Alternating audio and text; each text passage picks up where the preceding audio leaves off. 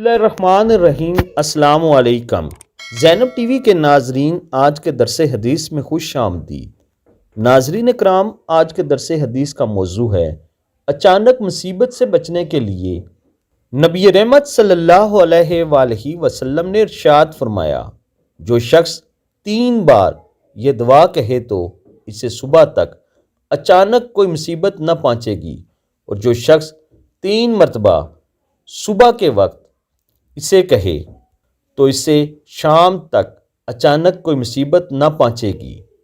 بسم اللہ الذی لا یضر مع اسمہ شیء فی الارض ولا فی السماء وہو السمیع العلیم۔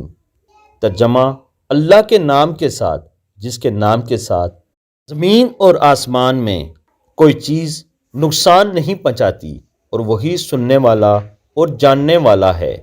ناظرین کرام، یہ دعا 3 بار صبح اور 3 بار شام کو پڑھیے، یعنی صبح نماز فجر کے بعد 3 دفعہ پڑھ لیا کریں اور اس کے بعد دعا مانگ لیا کریں، اور اسی طرح 3 بار شام یعنی نماز مغرب کے بعد 3 دفعہ پڑھ لیا کریں اور اس کے بعد دعا مانگ لیا کریں۔